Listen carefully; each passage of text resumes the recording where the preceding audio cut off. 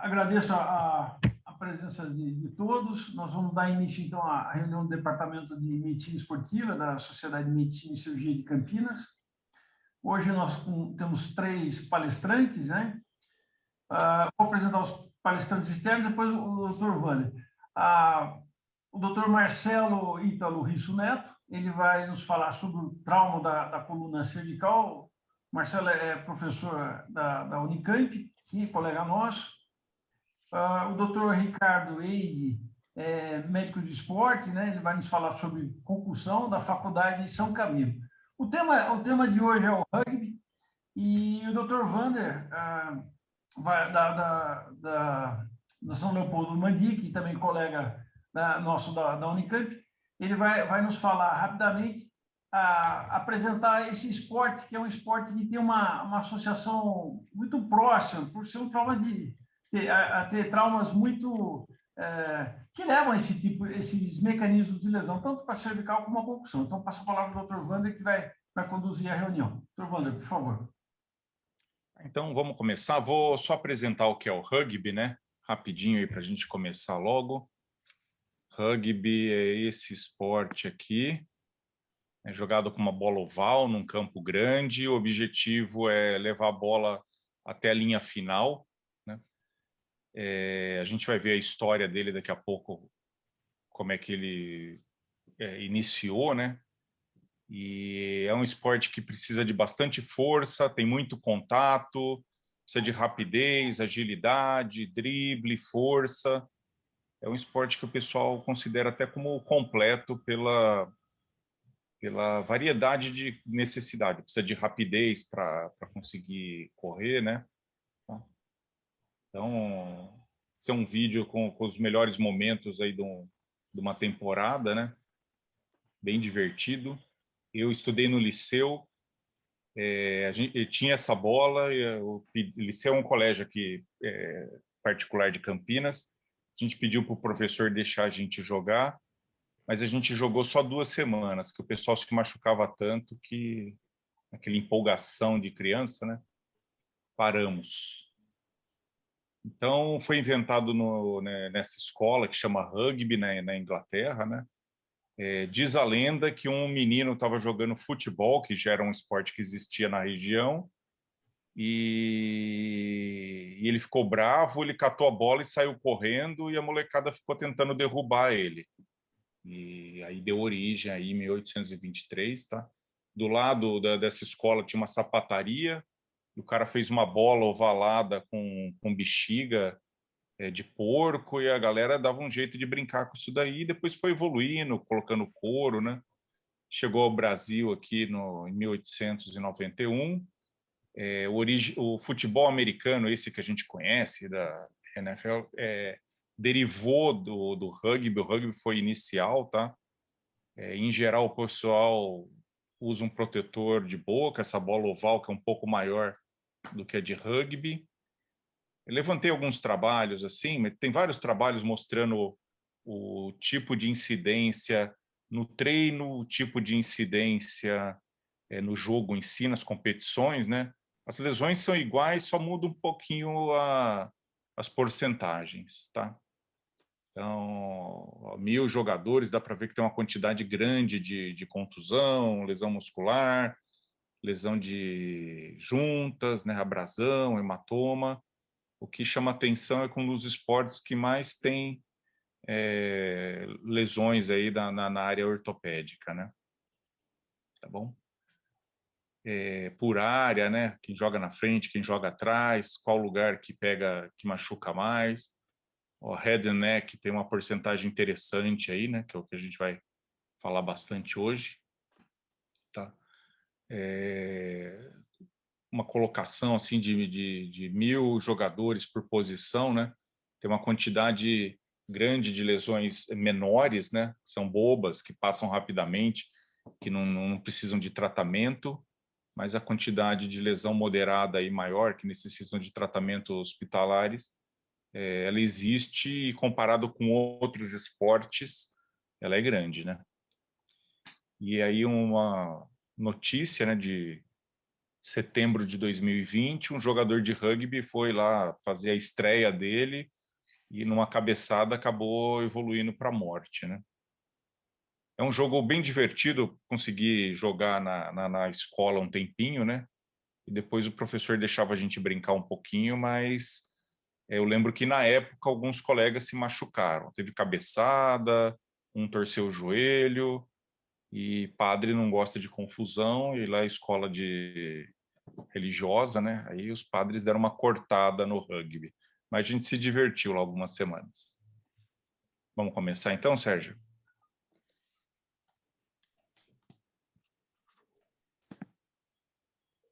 Wander, pode dar sequência aí. Então, vamos agora com o Dr. Marcelo Risso, da Unicamp, neurologista, vai falar sobre trauma da coluna cervical.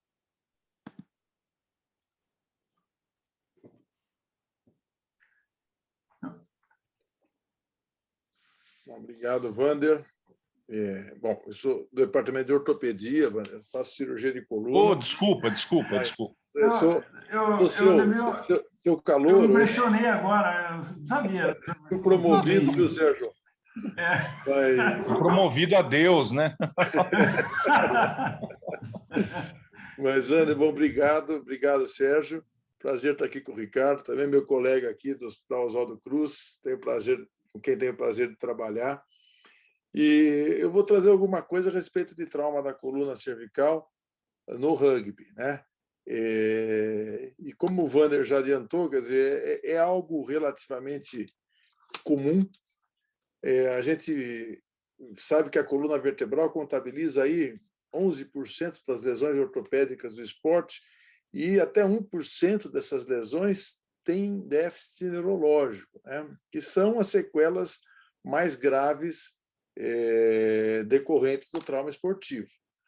Dos esportes mais associados à lesão cervical, nós temos como coletivos o futebol americano e o rugby, que são esportes relativamente semelhantes do ponto de vista de lesão, wrestling, a ginástica olímpica e o hóquei no gelo, e dos esportes individuais, o esqui e os saltos ornamentais. Então, quando a gente vê esse levantamento aqui de 2017, quer dizer, 1.080 lesões cervicais, né?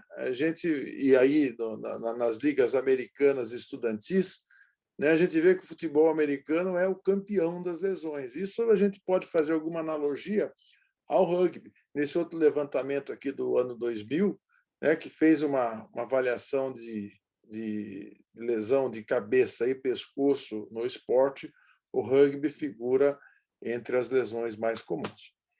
Isso acontece pela dinâmica do esporte, né? O rugby ele favorece esse tipo de lesão porque a defesa usa a cabeça para travar a progressão do ataque.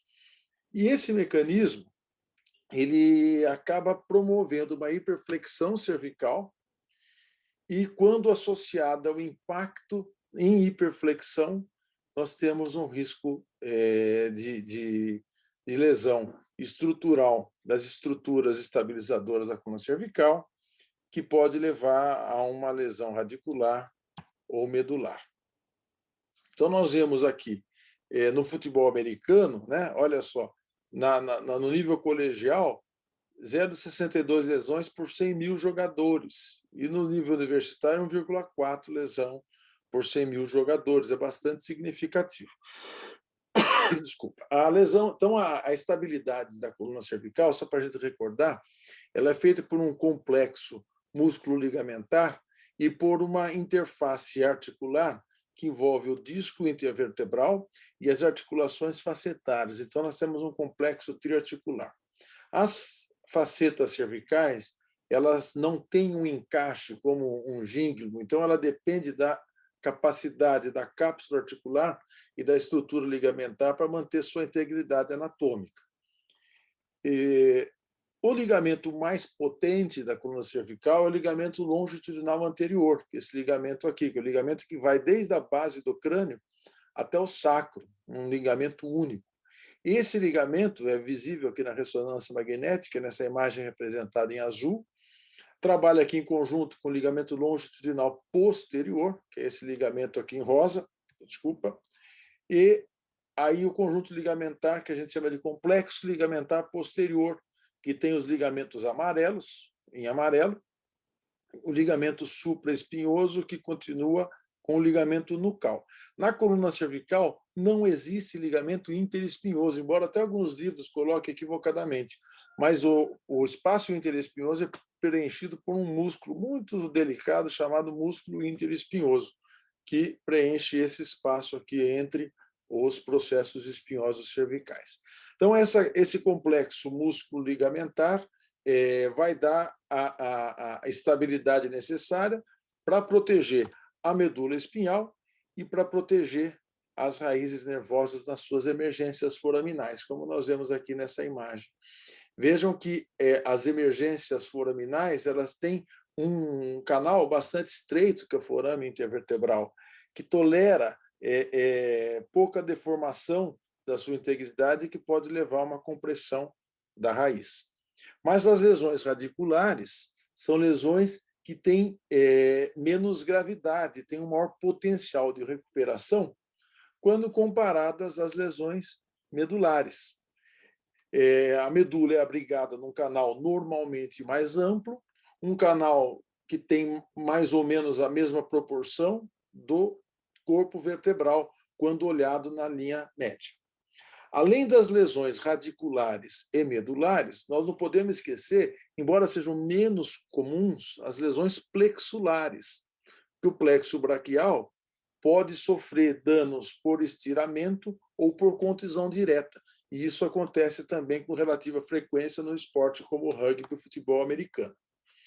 Para a gente ver um pouco a magnitude e a gravidade da lesão, quer dizer, vejam só, é um esporte de impacto, de velocidade, né, em que os jogadores muitas vezes se arremessam usando a cabeça como um método de bloquear o adversário.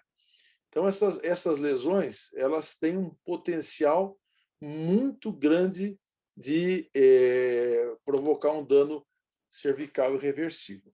Essa imagem que nós vimos aqui da TV produziu essa lesão cervical do disco C3, C4, vejam só, que levou a uma compressão da medula cervical, um quadro medular transitório. O jogador foi tratado cirurgicamente com descompressão e artrodese anterior e teve recuperação. Para a gente ilustrar, vejam só essa outra lesão, também do futebol americano, onde o jogador se arremessa e dá um impacto em flexão cervical contra o adversário. Isso levou a uma lesão definitiva desse jogador de futebol americano.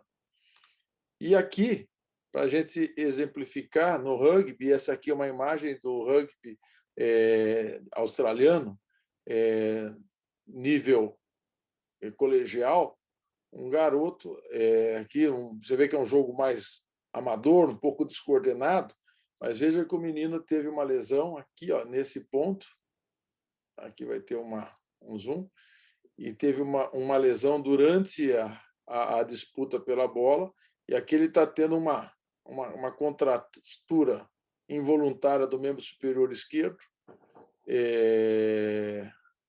que ele foi socorrido pelos colegas, mas, infelizmente, nessa reportagem mostra aqui o desfecho desfavorável que ele teve, né? Teve uma lesão cervical com lesão medular definitiva. Então, observemos aqui, né, que as lesões do rugby, assim como lesões do futebol americano, são lesões que têm um padrão, em geral, por hiperflexão e luxação facetária, que acomete o nível, em geral, C4, C5, especialmente C5, C6. Esse é o padrão de lesão. Diversos estudos nos mostram essas lesões. As lesões facetárias e luxações são lesões muito graves. Só para a gente fazer uma analogia, quando nós classificamos pela classificação AO, são lesões consideradas tipo C da classificação AO. E como para qualquer ortopedista, quando nós falamos de qualquer fratura tipo C, nós estamos falando de uma lesão grave. Existem diversos padrões de lesão.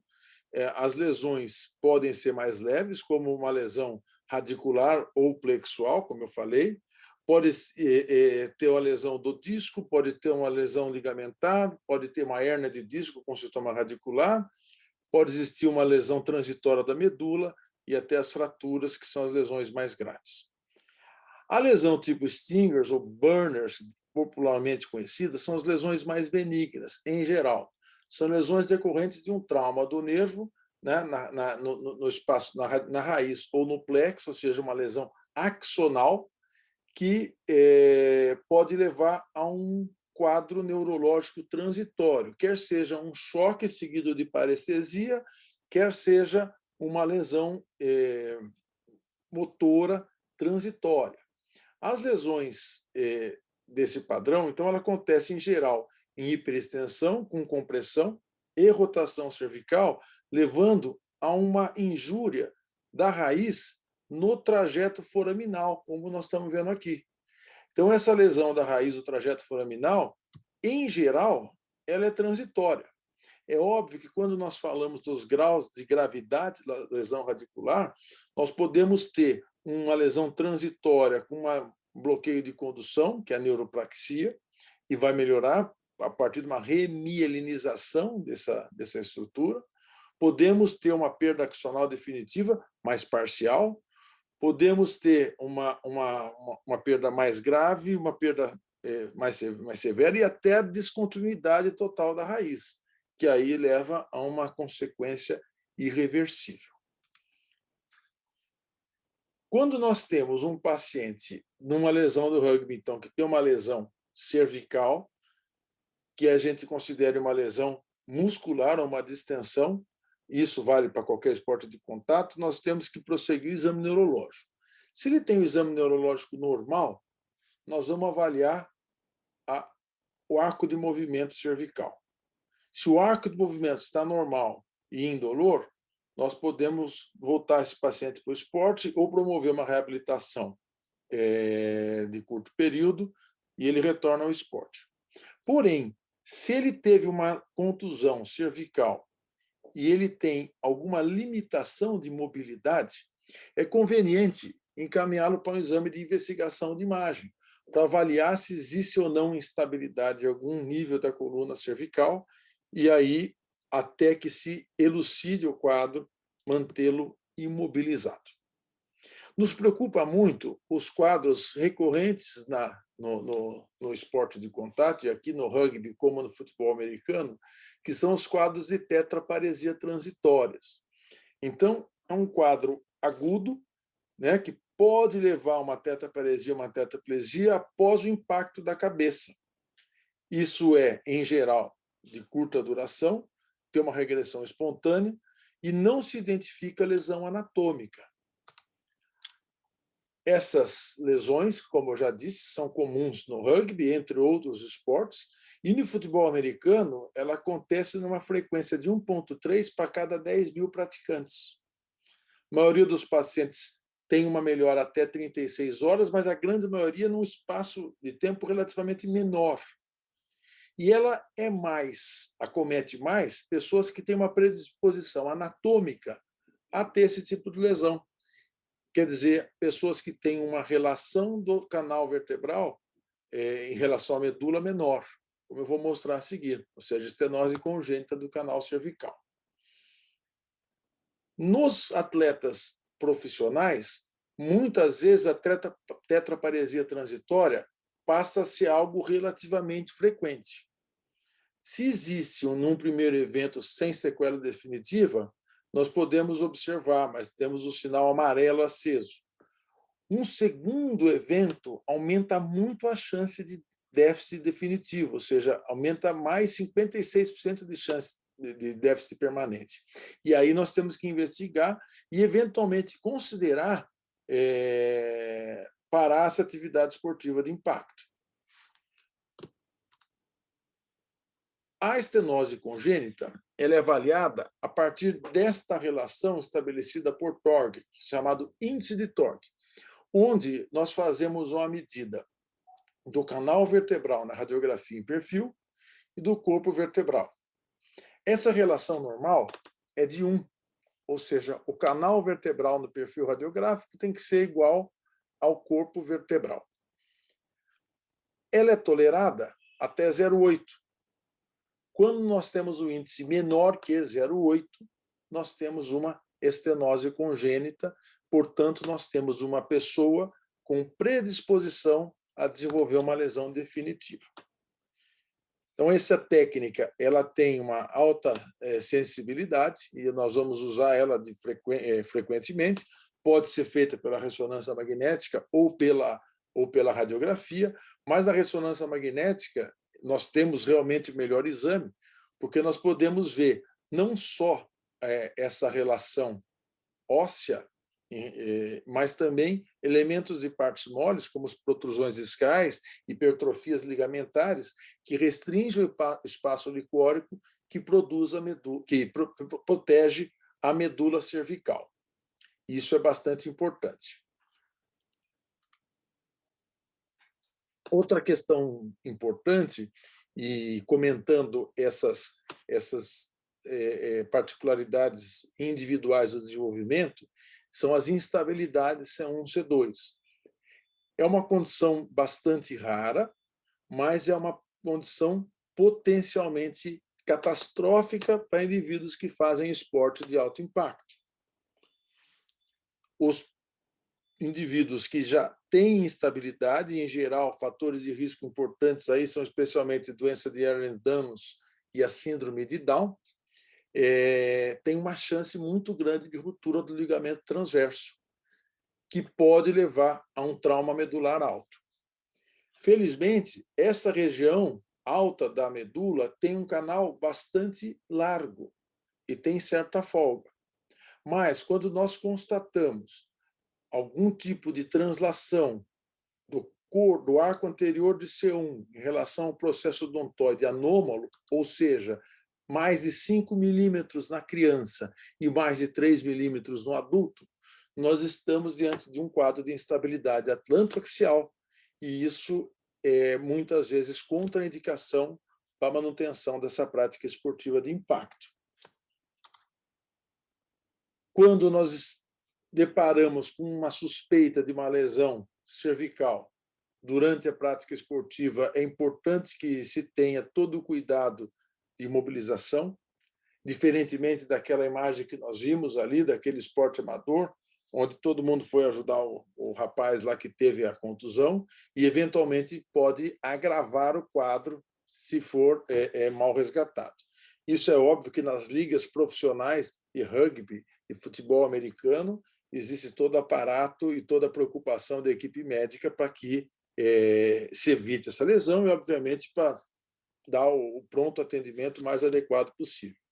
Mas isso, no nosso meio, é importante ser divulgado e ser difundido para quem pratica esporte, para que não produza uma lesão mais grave. Bem, uma vez que nós temos algum esportista, algum atleta que teve uma lesão transitória na coluna cervical, quer seja uma lesão autorresolutiva, como uma neuroplaxia, quer seja uma lesão medular com uma artrodese, como nós vimos anteriormente, existe uma série de discussões de quando e como esse indivíduo deve voltar ou pode voltar a praticar esporte. Ainda esse autor Torg, ele fez alguns critérios que são bastante interessantes e eu acho que devem ser aplicados. Então, vejam, o critério de Torg para voltar à prática esportiva. Quem não tem contraindicação, então lesões congênitas, espinha bífida oculta, síndrome de Klippel-Feil, tipo 2, abaixo de C3, que é uma fusão congênita da vértebra, né, de um nível abaixo de C3. Doenças do desenvolvimento, como o índice de Torg, menor que 8, uma hérnia de disco que reabsorveu, uma artrodese de até um nível, como aquele caso que nós vimos. Fraturas que consolidaram, que eram estáveis, por exemplo, fraturas do tipo A, da O, sem acometimento dos elementos posteriores, o indivíduo pode voltar a praticar esporte. Sem contraindicação absoluta, né? Então, doenças congênitas, agenesia, contraindicação absoluta, doença congênita, agenesia do odontoide. Não tem como. A agenesia do odontoide leva a uma instabilidade C1-C2 completa.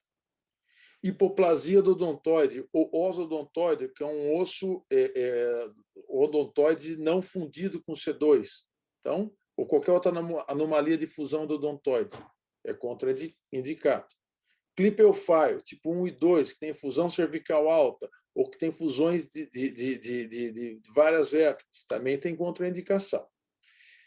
Contraindicação absoluta de doenças do desenvolvimento, ou seja, dor residual ou limitação do arco de movimento após o tratamento de uma lesão. Instabilidade acima de 3,5 milímetros ou 11 graus no nível vertebral. Fratura aguda ou hérnia de disco aguda. Frouxidão, instabilidade C1-C2, como aquele critério que eu disse antes, mais de 3 milímetros do adulto do intervalo atlanto-odontal ou mais de 5 milímetros na criança. Fratura das massas laterais e artrodese de 2 níveis, de qualquer nível ou de um nível, se o nível for C1, C2.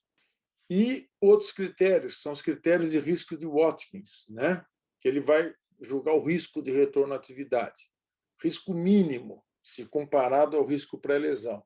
Osteófitos, fraturas consolidadas sem desvio, neuropraxia do plexo braquial, hérnias reabsorvidas, fratura de lâmina consolidada e fratura do processo espinhoso consolidado. Ainda no critério de Watkins, risco moderado, uma chance razoável de recorrência dos sintomas e risco de lesão neurológica. Fratura da faceta, da massa lateral, do odontoide sem desvio, do arco de C1 sem desvio, hérnia de disco agudo e radiculopatia por estenose foraminal óssea. E risco elevado, né? Osodontoidium, bate com o critério do TORC, lesão do ligamento transverso, dissociação equicípite cervical, isso é difícil a pessoa sobreviver, quanto mais voltar à prática esportiva, fratura do odontoide, lesão ligamentar posterior, luxação, fratura de Jefferson, que é fratura de C1, anomalias congênitas da medula espinhal, e aí vale aquelas seringomielias, hidromielias, e hérnia de disco volumosa. Em geral, quais são os guidelines aí das sociedades médicas americanas? Para considerar voltar à prática esportiva, nós temos que ter resolução total dos sintomas, arco de movimento e força normais, e as lesões benignas vamos considerar esse retorno, se considerarmos uma lesão anatomicamente benigna. 3 episódios de neuropraxia na mesma temporada, ou o segundo episódio de quadriparesia transitória a qualquer momento, o atleta deve ser avaliado isoladamente e provavelmente não consegue voltar a jogar. E a partir de 3 níveis de artrodese, ele não deve mais jogar. Tá? Em geral, no rugby, existe uma preferência por tratamento das lesões de hérnia de disco sem fusão, sem fazer artrodese. Então, eles só tiram o disco. Isso é uma técnica que não sei se ainda é uma unanimidade, mas existem guidelines antigos de cirurgia de coluna que atleta de rugby você pode considerar tirar só o disco sem fazer a artrodese, para ele poder voltar a jogar. Existem questões que nós temos que levar em conta quando nós falamos de atleta profissional, que muitas vezes existe uma pressão financeira para esse atleta voltar a praticar esporte e render, porque ele tem um custo, né, para algumas pessoas, e aí pode ter que exista alguma tendência a ter uma pressão econômica para ele voltar à atividade. O que é importante a gente saber é que esse esporte é um esporte de risco para a coluna. A prevenção ela tem muito a ver com o treinamento técnico dos atletas e, muitas vezes, mudança das regras, como já aconteceu na regra do tackle no futebol americano, que diminuiu a incidência das lesões. Então, o treinamento né, da técnica de bloqueio, de avanço do adversário, do posicionamento dos atletas. Isso é fundamental para diminuir o risco de lesão. Mas não tenho dúvida que nós estamos diante de um esporte que favorece a lesão, especialmente naqueles atletas com menos experiência. É isso. Muito obrigado. Marcelo, excelente aula. Eu acho que foi bem objetivo, bem claro. Eu acho que abri para algumas perguntas. Wander, os colegas, o próprio Ricardo e os colegas que também estão participando, se tiver alguma questão, podem acessar o nosso chat. Em joelho, Marcelo, a gente tem um problema do atleta de ponta, a gente operar, ficar com o resultado que a gente considera bom, mas ele acaba não voltando ao estágio anterior dele.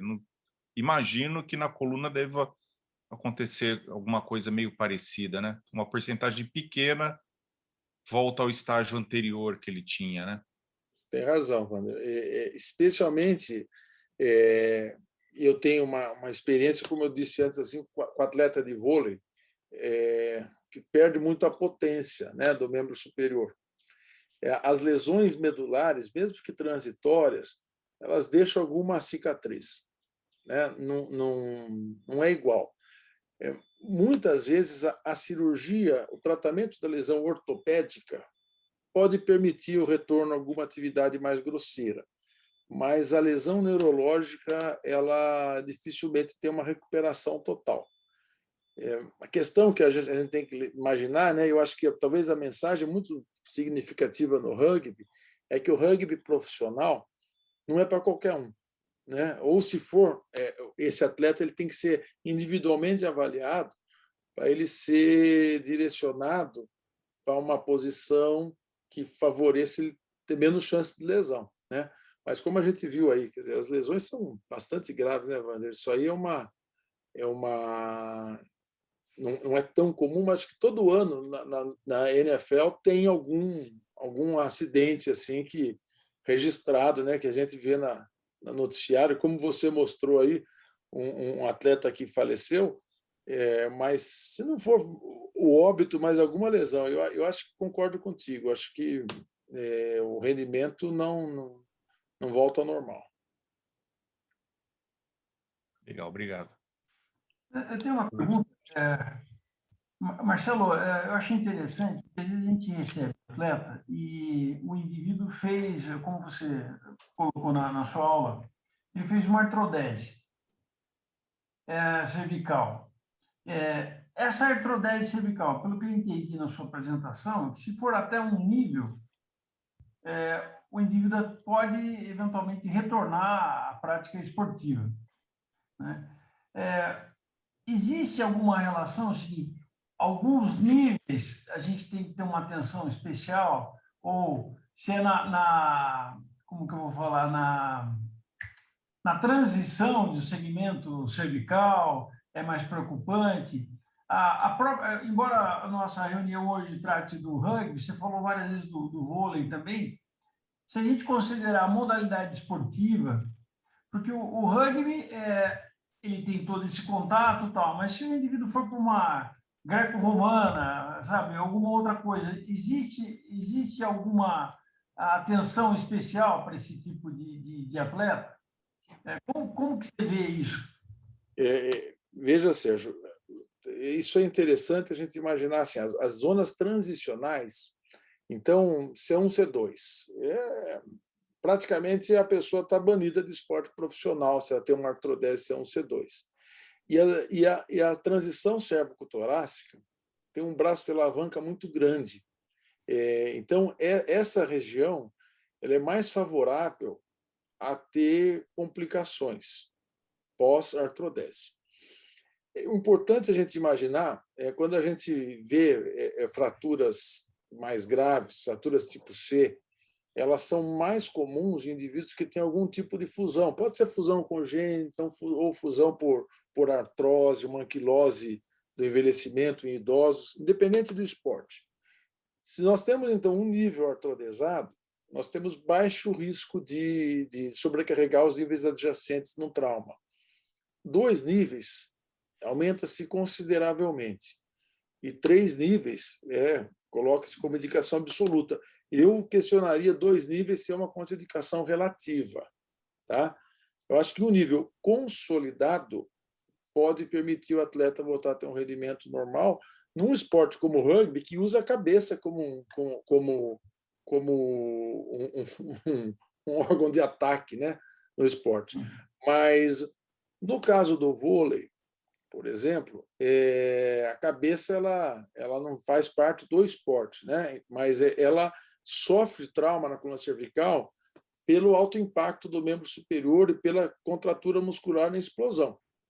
E no futebol, que a gente tem casos também, que é o indivíduo que cabeceia, né? A cabeça faz parte do esporte também, como no ataque, né? e na defesa. Então, a gente tem que considerar essas questões, mas quanto mais níveis fundidos, mais chance de falha do nível adjacente nós temos. Para as lutas, você teria alguma ressalva? Assim, porque a luta, além do que pode ocorrer um trauma, assim, não vou pensar no MMA, que o MMA vale em tudo, né? Se imaginar, ele vai ter trauma, mas o judô, você tem muito rolamento, o próprio jiu-jitsu, mas o judô, como você tem técnicas de projeção também, o fato de ter uma artrodese, a gente tem colegas que sofreram uma lesão. Eu mesmo, quando fui atleta, na época a gente chegou a lutar pelo Flamengo e teve um atleta que era até era amigo, mas era adversário na mesma categoria, né? Ele fez uma lesão cervical porque ele foi entrar uma técnica de uma forma inadequada, como se fosse um mergulho em água rasa. Ele foi com cabeça no tatame. Isso no dojo lá do Flamengo. Ele foi para o Miguel Couto, mas infelizmente 3 dias depois ele veio a falecer. Eu, quando atleta, no judô tem isso. Eu fui penalizado porque eu fui aplicar uma técnica. Embora eu estivesse atacando, eu acabei me projetando com a cabeça no chão. Eu tive muita sorte, porque eu senti como se fosse uma descarga elétrica. Eu senti o corpo inteiro como se estirou alguma coisa aqui. E o juiz, no momento, ele falou, não se mexa. Todo mundo parou, o ginásio ficou até preocupado. Eu disse, eu tive isso 2 vezes. Mas aí tem muito a ver com isso. É óbvio, quando a gente vai discutir com técnicos, né, fala, não, se fizer direito não tem risco de lesão, o risco é pequeno, né? Mas tem acidentes do esporte, né? É óbvio que essas lesões decorrem de acidentes, né? E sem dúvida, nas lutas, tem os riscos da apraxia em movimentos rotacionais, tem ataques, né? No boxe, por exemplo, que tem trauma direto na cabeça, né? E isso afeta a coluna cervical. Mas, sem dúvida nenhuma, a gente tem que ter um alerta nesses casos, né? E as regras dessa prática esportiva ela tem que ser bem claras para proteger o atleta desse tipo de lesão, né, Sérgio? Como você falou, quer dizer, o juiz ele estava atento que foi um movimento equivocado, né? Mas, sem dúvida nenhuma, tem risco, sim, né? Uma última questão. Eu achei interessante o seu comentário de falar do rugby, que tem essa história de eles procurarem abordar de uma forma, vamos dizer, menos agressiva, não sei, uma cirurgia em que ele não faria uma artrodese, mas ele iria trabalhar mais só na ressecção do disco. Não sei se ele faz uma É mais ou menos isso. O Ivan, né? Quando eu comecei a residência de coluna, o Ivan veio falando, me ensinando, né, que quando vai tratar atleta de rugby, que ele só tirava o disco. Existia uma técnica antiga, e alguns neurocirurgiões faziam isso aí, retiravam o disco e deixavam o colapso do espaço intervertebral, cria uma cifose segmentar, existe uma diminuição do forame e acaba fazendo uma anquilose, né? Já foi uma técnica. Isso aí, embora eu nunca tenha feito, né? Mas existe isso aí. E no rugby tinha uma certa... O Ivan sempre dizia isso, e quando a gente foi fazer um levantamento bibliográfico sobre isso, existe realmente essa indicação de você tirar o disco e deixar o espaço livre ali até que ele anquilose, né? Porque isso, em teoria, não faz o atleta perder a capacidade de usar a cabeça para fazer o bloqueio. Tá? E talvez Enfim, tecnicamente hoje seja mais fácil do que foi no passado, né? Com as técnicas minimamente sim. vazias. E hoje, não, nem só minimamente invasiva, mas eu digo assim, hoje nós temos um arsenal de implante mais robusto, né? Se a gente pegar as técnicas de artrodese da década de 70, por exemplo, década de 80, se usava muito enxerto tricortical de ilíaco posicionado ali. Esse enxerto ele é bom, mas ele não dá um suporte absoluto. Enquanto ele não consolida, ele não passa por um processo de consolidação total, ele não tem um suporte tão adequado. Hoje você usa queijo, associa com placa ou usa queijo bloqueado. Quer dizer, você tem mais recurso para estabilizar aquele segmento. Né? Perfeito. Tem uma pergunta, né, Wander? Acho que o Senhor fez um comentário. Tudo bem, Senhor? Boa noite. Falou até a paralisia transitória comum no judô. Isso aí. O que o Sérgio teve deve ter sido isso, esse negócio do choque aí? Deve ser Explica isso. muita coisa, né, Sérgio, agora? Não, é um negócio assim, na verdade, assim, isso foi um treino, né? Eu estudei, fiz a graduação na Gama Filho, né? E a gente tinha, nossa equipe era uma equipe boa, de ponta, tal, mesmo no cenário nacional. Mas foi uma condição assim, e esse evento aconteceu tipo um ano depois que esse outro colega, um ano depois esse colega veio a ter esse trauma e veio a falecer, né? Você imagina, maluco, Preocupação, né? nossa, passa um filme na cabeça, você vê, né? Poxa, muito bom. Marcelo, então obrigado. A aula foi ótima. Acho que tem aniversário aí na sua casa agora, né? O da minha filha mais velha. Isso, vai lá curtir então. Obrigado, viu? Obrigado, Deus pessoal. parabéns para Boa Sofia. noite. Obrigado, Marcelo. Obrigado a vocês. Até mais. Tá joia. Acho que dando sequência agora, o Ricardo, ele é médico do esporte, professor da São Camilo de Medicina Esportiva. Ele faz um ambulatório na Unifesp de concussão, é isso mesmo, né? Uhum. Isso, né, Ricardo? O que mais? Já foi médico do Red Bull e até trabalhou com rugby já, né? Uhum. Conta aí um pouquinho como é que foi isso. Bom, boa noite a todos primeiro, né?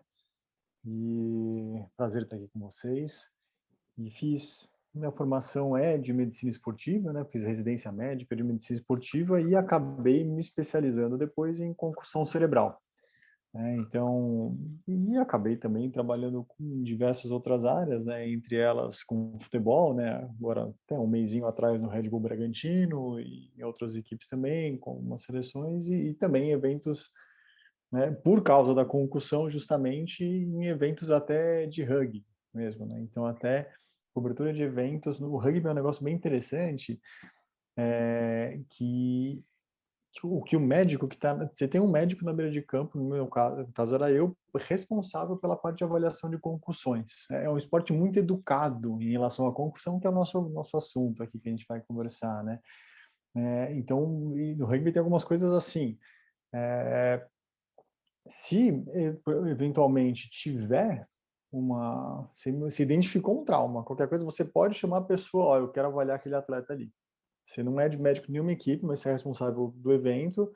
Ó, eu quero avaliar aquele atleta. E aí ele vem, você avalia, tem as conformidades que eu vou passar, mas você tem autonomia para decidir em relação ao retorno dele ou não.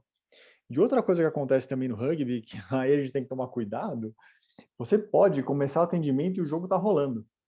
Então, eventualmente, você está vendo, você viu que aconteceu alguma coisa mais grave, você olha, você pode entrar, correr, para fazer o atendimento, mas o jogo continua rolando muitas vezes.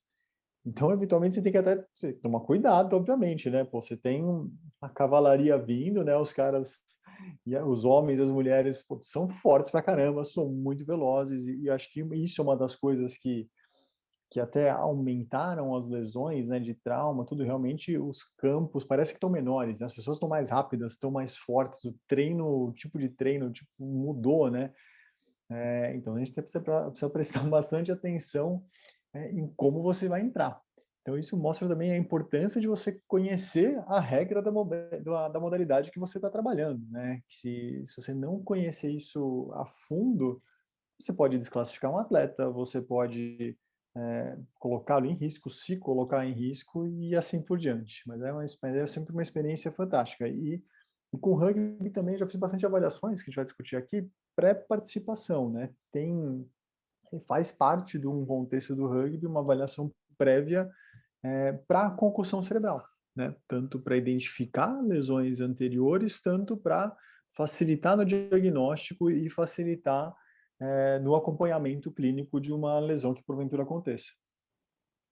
Então, vou conversar um pouquinho com vocês sobre concussão cerebral, especificamente. Obviamente, vou falar de outras modalidades, mas tudo isso se aplica ao rugby e a gente vamos focar um pouquinho no rugby também, né? De bate-pronto, eu gosto de mostrar essa imagem, isso daqui é na Copa do Mundo aqui em 2014, né? Agora o que a gente está mais recente, Olimpíada, e também aconteceram alguns eventos de concussões, né? Inclusive até em jogo nosso, futebol feminino, tudo. E isso daqui é na final da Copa do Mundo de 2014, né? Aqui no Brasil. Então tem esse lance, né? Esse jogador da Argentina e da Alemanha se chocaram, e esse jogador da Alemanha teve esse choque, esse trauma, que aparentemente tá bom, foi uma trombada comum de acontecer, normal de acontecer, e voltou para a partida, né? O médico entrou, avaliou e ele voltou. Alguns minutos depois, ele pergunta para o árbitro se, putz, isso aqui é uma final de Copa do Mundo? O árbitro vai, cara, alguma coisa está errada, né? Mas esse cara tá brincando comigo. Não, não. É importante que você me fale se isso aqui é uma final de Copa do Mundo. Aí chamou o médico da equipe, falou, ó, uma coisa está errada, o médico entrou, avaliou, percebeu que o atleta realmente estava alterado, estava com algumas alterações e retirou ele de campo, né? Então aí já fica um questionamento, né? Pô, o cara é médico de seleção, será que ele não soube avaliar o atleta nesse primeiro trauma? Mas será que é assim realmente tão simples avaliar nesse momento de trauma? Será que ele não é natural, às vezes, você não conseguir diagnosticar uma concussão nesse momento, né? Então, eu vou focar um pouquinho nessa avaliação, como que a gente faz e nos conceitos de concussão, tá? Que isso acaba entrando em todas as áreas, né? E duas coisas, né? Por que a gente se preocupa tanto com concussão, né? A gente se preocupa muito também, porque é um diagnóstico difícil de ser feito, né? Até nesse caso, como eu coloquei agora, né? É uma lesão que pode, por mais que a gente às vezes subestime, né? Ah, não é cirúrgico, não põe em risco a vida da pessoa naquele momento. Ela pode sim mudar a vida das pessoas, né? Ela pode colocar em grave risco a saúde. Então, realmente, se tiver um novo trauma, por exemplo, pode ser gravíssimo, até morte, né? E pensando na prática esportiva, um prejuízo da performance, né? Então, quando a gente trabalha com alto rendimento, infelizmente, uma das preocupações que acontecem mais não é com a saúde, é com performance, né? Tanto de comissão técnica de clubes e etc. A gente se preocupa, a preocupação maior bom, o cara está rendendo, o cara não está rendendo e assim por diante. Infelizmente, é uma realidade. E a gente sabe que atletas de alto rendimento não são sinônimo de saúde. A gente sabe que eles estão mais expostos, né? Mas o que acontece, né, pensando na concussão? Como que é o trauma, né? Então você tem um chacoalhão, né?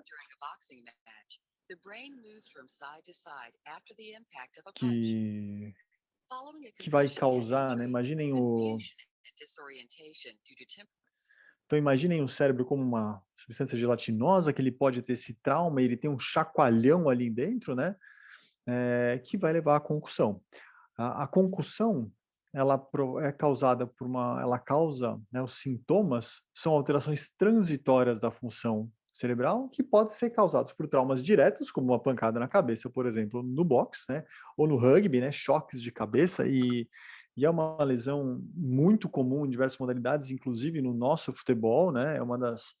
a gente fez alguns levantamentos de trabalhos, né? Agora com Série A do brasileiro, Série B do brasileiro, A1, A2 e A3 série do Campeonato Paulista, e as lesões de cabeça é uma porcentagem altíssima, né? Então, praticamente, não vou lembrar exatamente, mas era próximo de 30% das lesões que aconteciam durante uma partida. É um número muito significativo, né? E dentre elas a concussão estava dentro.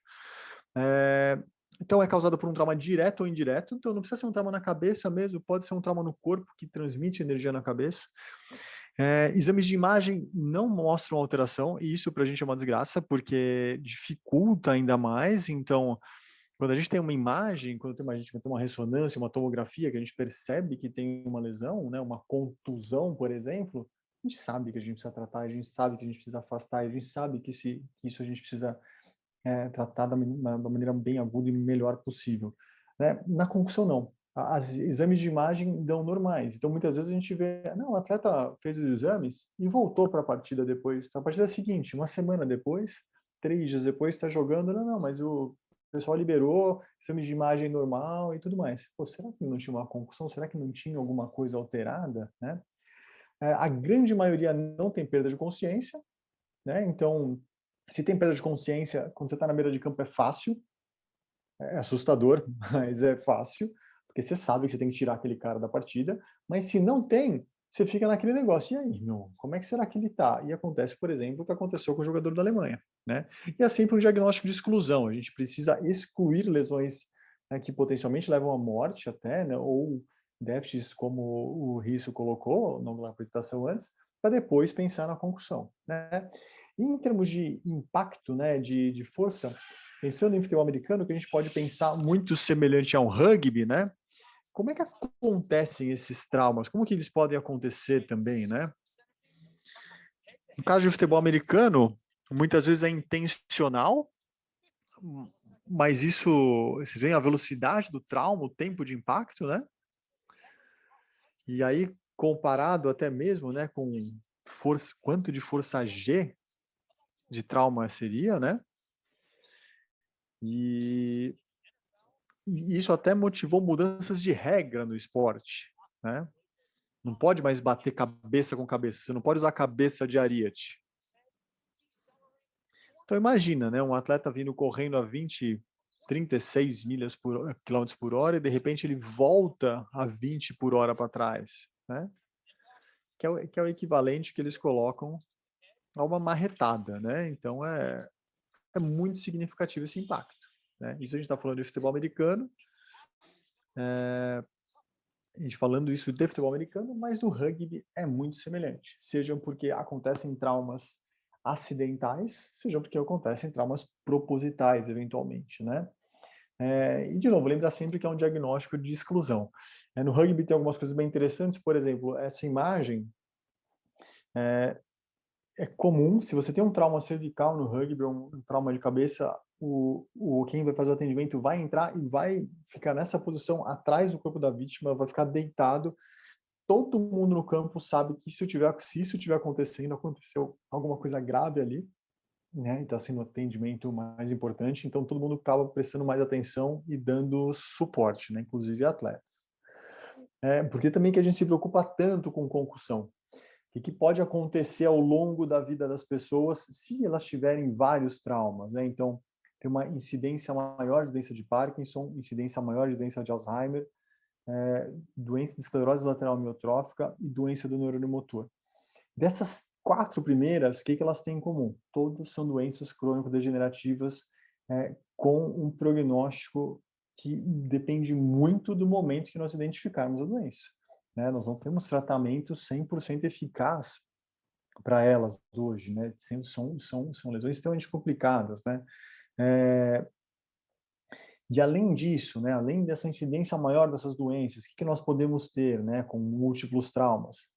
Nós temos uma outra característica que é uma síndrome pós-concussão, né, que é uma concussão durando mais de 3 meses. Poxa, então eu posso ficar com sintomas mais de 3 meses? Pode, né? E a gente vai falar os sintomas.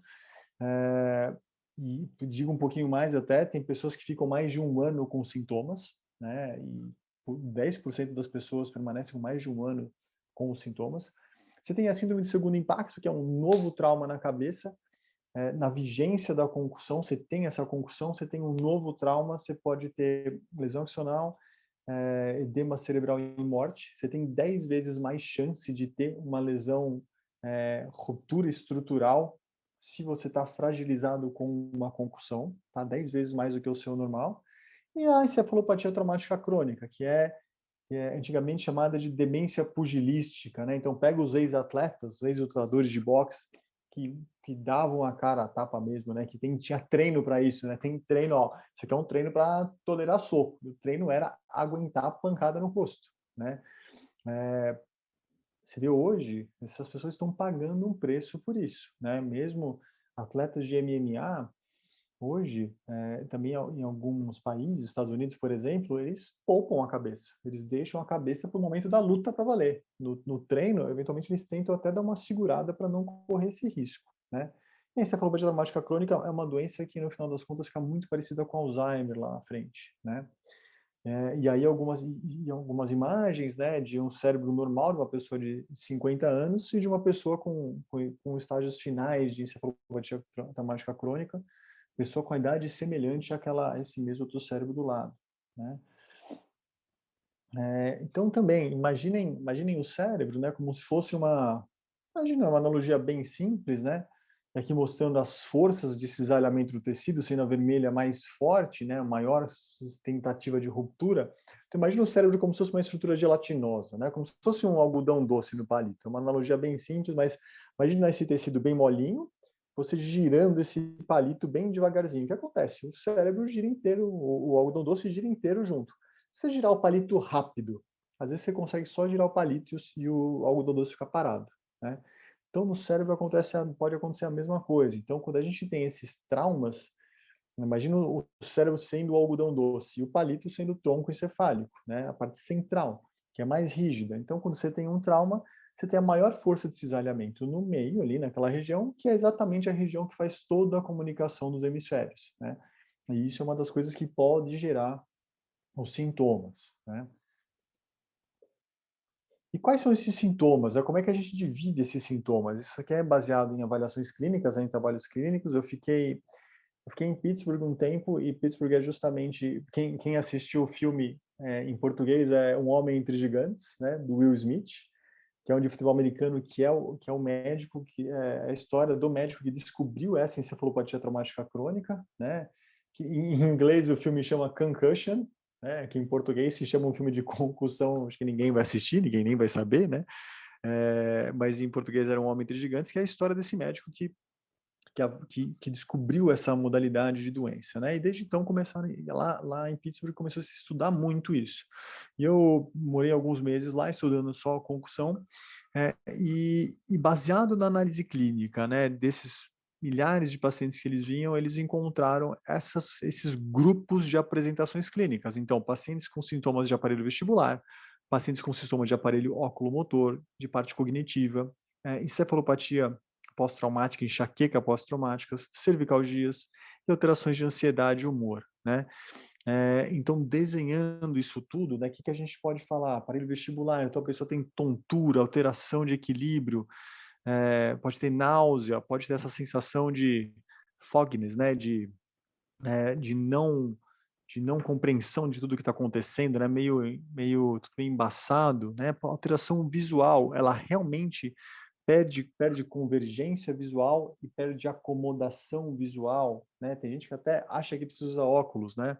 E os movimentos oculares manifestam sintomas. Então imagina você olhando para a direita, olhando para a esquerda, para cima e para baixo, isso manifestar sintomas de concussão como uma dor de cabeça, como mais tontura, por exemplo, como enjoo.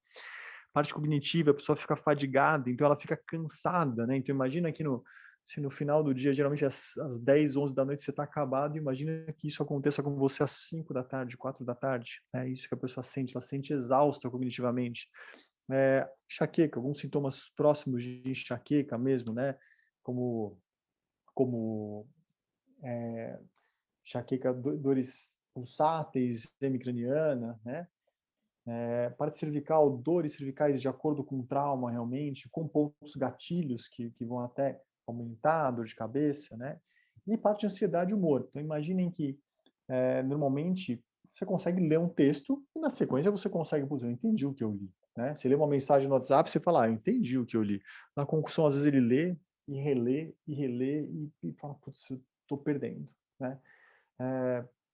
Também tem sintomas de depressão, né? Tristeza. Então, quem já tem depressão, às vezes bagunça todo o medicamento que a gente está usando e assim por diante, né? Mas imagina o desespero da pessoa que fala, putz, eu não estou me sentindo eu mesmo. Eu não consigo fazer as coisas que eu fazia antes, eu estou abaixo do que eu poderia e eu não sei o que está acontecendo comigo. A ressonância está normal, a tomografia está normal, mas desde aquele acidente que eu tive de carro, ou desde aquela pancada na cabeça no rugby, eu não me sinto normal, né? A sensação, né, só para dar um exemplo, é uma sensação de, pô, pensa quando a gente está dando plantão. Pensa, dá 3, 4, 5 dias de plantões seguidos, 3 dias de plantões seguidos. Como é que a gente está no último dia? A gente está feliz? A gente está comunicativo? A gente está entendendo tudo, prestando atenção em tudo? É justamente o oposto, né? Então, essa é basicamente a sensação de concussão, tá?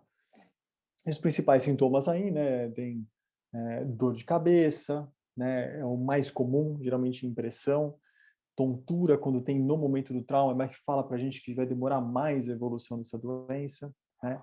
A gente precisa saber bem se o atleta está localizado em tempo e espaço no momento do trauma, e os sintomas eles flutuam, né? Eles ficam piorando e melhorando ao longo dos dias. Às vezes tem um trauma hoje e só vai apresentar sintoma depois de 2, 3 dias. Ou, como a gente viu do futebol, tem o trauma e aí depois de 10 minutos começam a aparecer os sintomas. Eu já passei por isso algumas vezes com atletas. De eu avaliá-lo na beira de campo e falar, não, você pode voltar. E aí fico de olho nele, fica de olho nele, fica de olho nele. E aí, depois de alguns minutos ele apresenta alterações, né?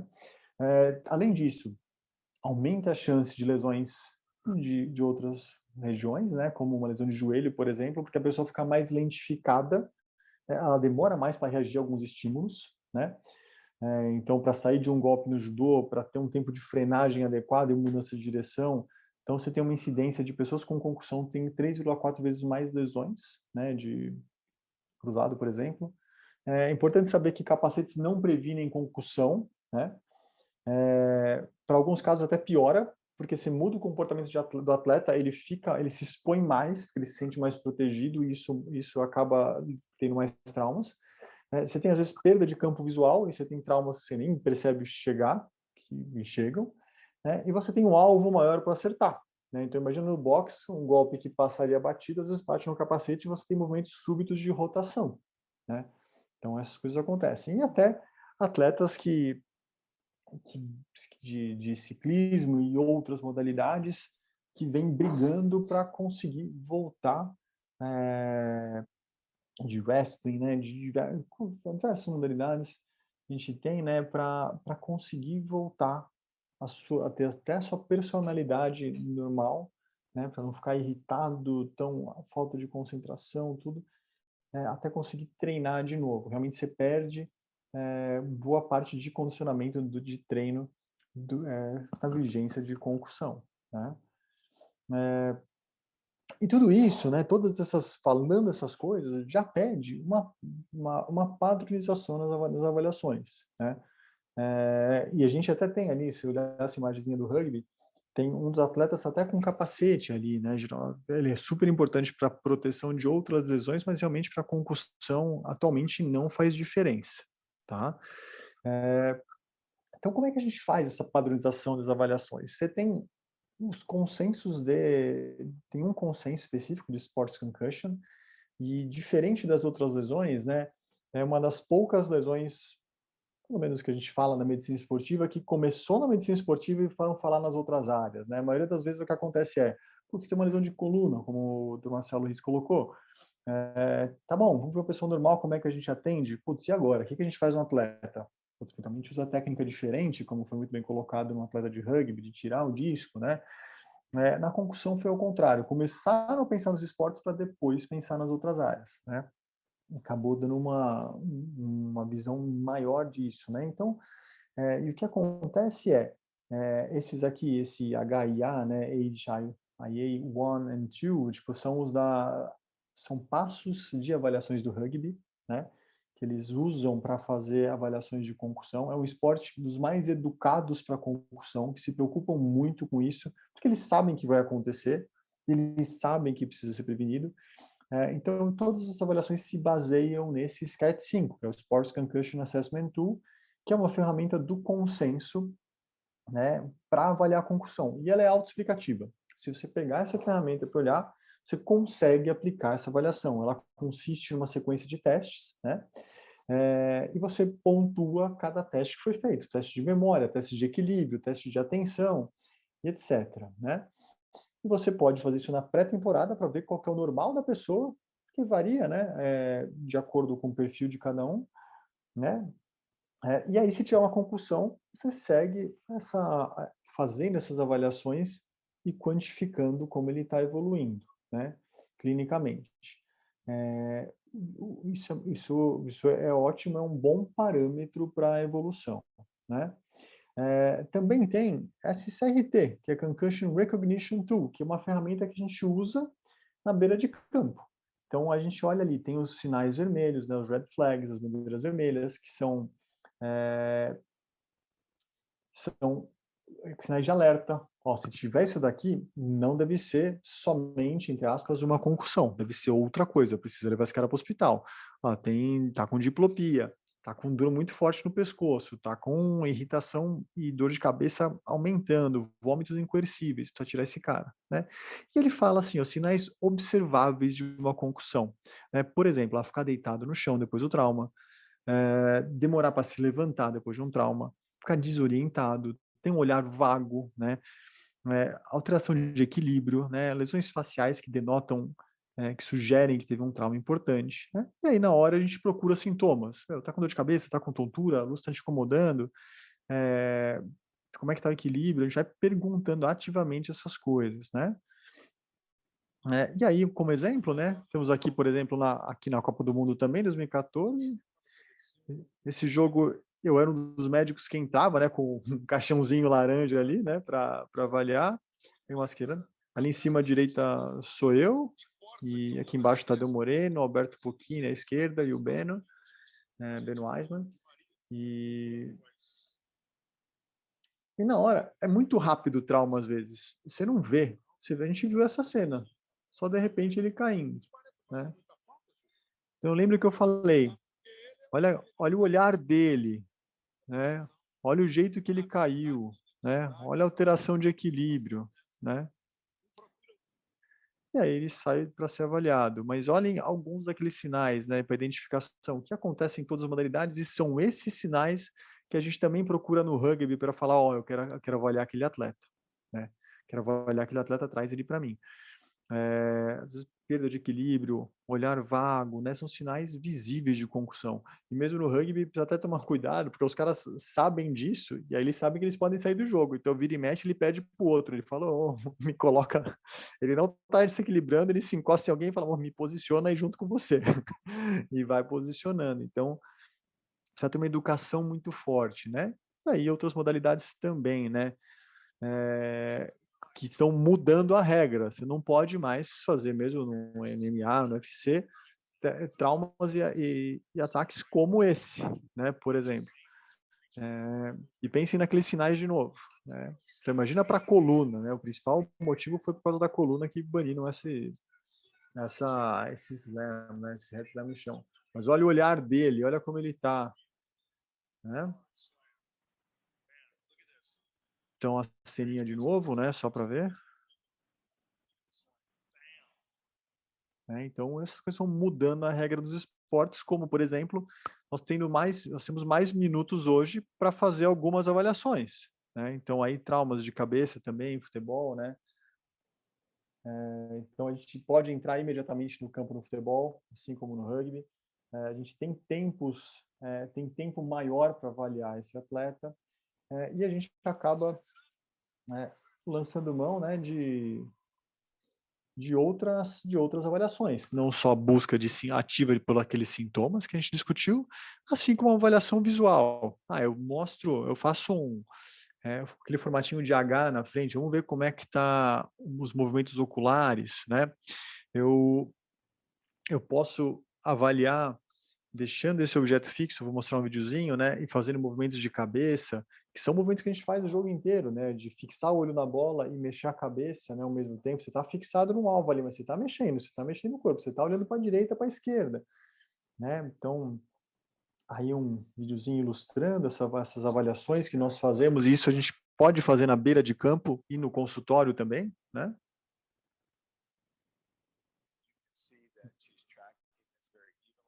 Então, ver como é que está o movimento ocular, tá bonitinho, não tem nistagmo, por exemplo, né?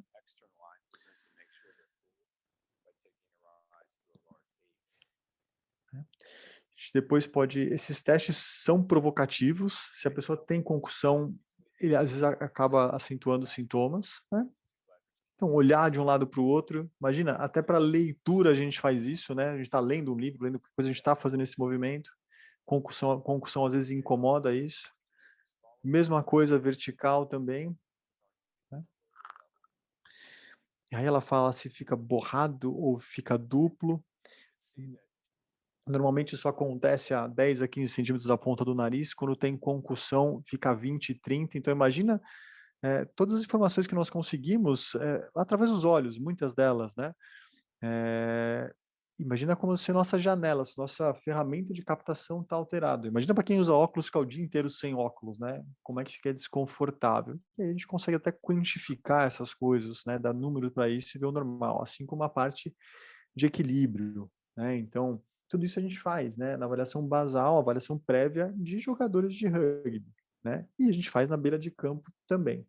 Um detalhe, o SCAT-5 ele demora uns 10 a 15 minutos para ser feito, né? Então, ele é uma ferramenta para ser usada em modalidades, por exemplo, que você tem tempo para fazer isso.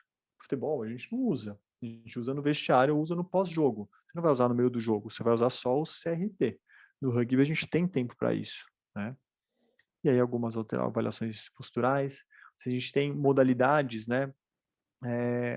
No futebol americano, por exemplo, tem a tenda da concussão, tem uma concussão, leva o jogador lá para dentro para ele ser avaliado, para tirar as informações visuais ao redor dele, né?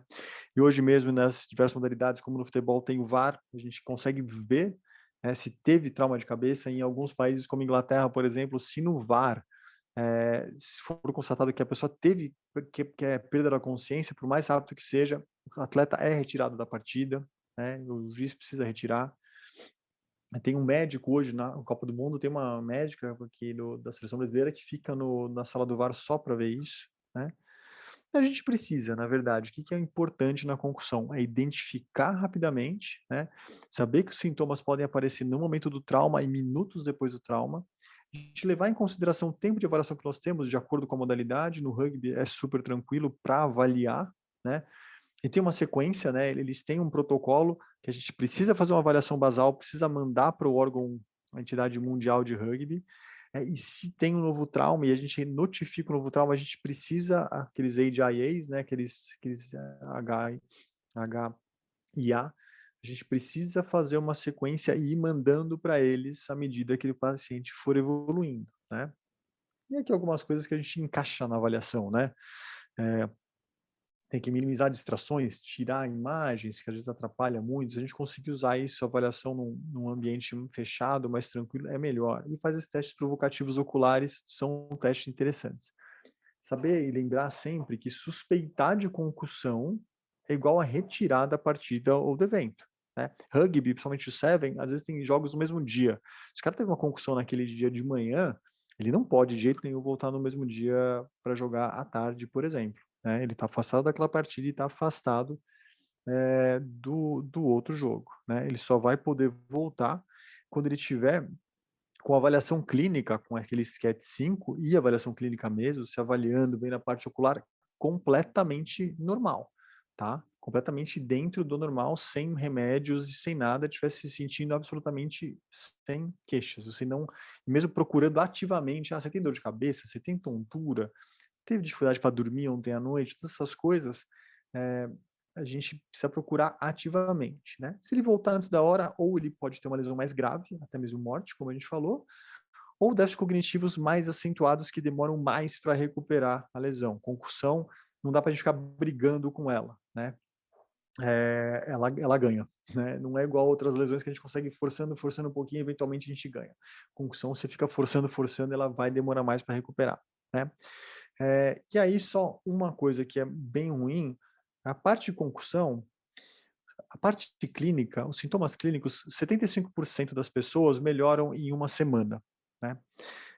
Aí é um problema. Se você ter ausência de sintomas clínicos, não significa ausência de concussão, né? Então a gente percebe, não com exames de imagem, mas com testes computadorizados de atenção, reflexo, memória, né? De reação de simples, por exemplo, reação de escolha, reação com tomada de decisão, a gente consegue avaliar indivíduos e perceber que mesmo estando assintomáticos, eles têm alteração dessas coisas, de memória de curto prazo, de reflexo, o que mostra para a gente presença de concussão. Então, esses testes cognitivos computadorizados são super interessantes para a gente realmente fazer a evolução do paciente. E se a gente tiver um basal, melhor ainda que a gente sabe, ó, tá bom, eu sei para onde eu tenho que te devolver, né? E a gente consegue até mesmo usar para performance esportiva, né? Para treinos, se eu sei que o atleta é ruim, se eu meço, ele é ruim de reação de escolha, talvez eu precise trabalhar isso nele. Se ele é ruim de reação simples, reação de escolha é tomada de decisão rápida, né? No boxe, tem uma esquiva, direita, esquerda, né? No rugby, recebi a bola, eu preciso passar rápido para alguém. Né? Para quem que eu vou passar? Por onde eu vou correr? Né? Então, a gente consegue medir isso, né? E esse daí é uma avaliação da seleção de boxe, né? Tem alguns valores e da média do pessoal, de como eles são em termos de percentil, né? Só um exemplo. E a gente acompanhando também algumas avaliações, até ter outras coisas que alteram também esses exames, né? E aí, um exemplo de um teste computadorizado de um atleta, de um atleta de futebol, tá?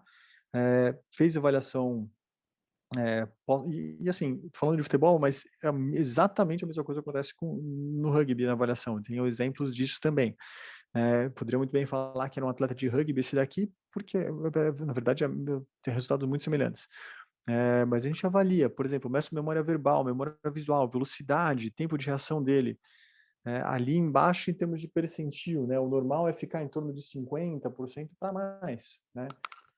Então, avalia o atleta completamente sem sintomas, a gente aplica um teste computadorizado desse, a gente percebe que os valores estão baixos, né? Aí a gente faz alguns dias depois, a gente percebe que os valores melhoraram, né? Que eles estão maiores.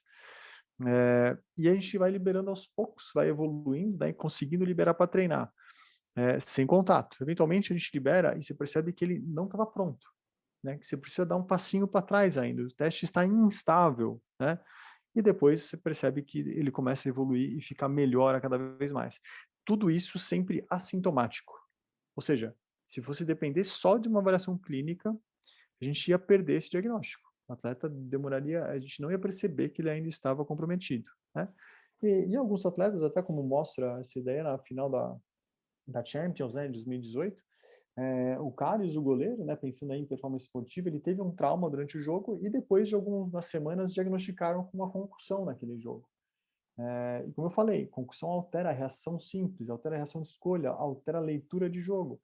E não dá para saber realmente, né? Futebol sabe como que é, então às vezes querem mascarar uma má atuação do jogador, por exemplo, mas realmente esse foi o trauma que aconteceu, né? Concussão não é a força que bate, é o jeito que bate, né? Então vocês veem que nem foi um trauma aparentemente muito grande, né? Muito forte, uma cotovelada ali, mas ele voltou para o jogo. E aí, no mesmo jogo, ó a bola que ele, é final de Champions. É uma jogada, é uma coisa normal para acontecer nesse nível de atleta, né? Então você vê, provavelmente uma perda de e essa defesa, tipo, quanto tempo ele demora para levantar a mão, né? Aquele lá para leitura de jogo, mapeamento de corpo do adversário, né? Esse daí tempo de reação, então coisas que realmente ficam alteradas com concussão, né?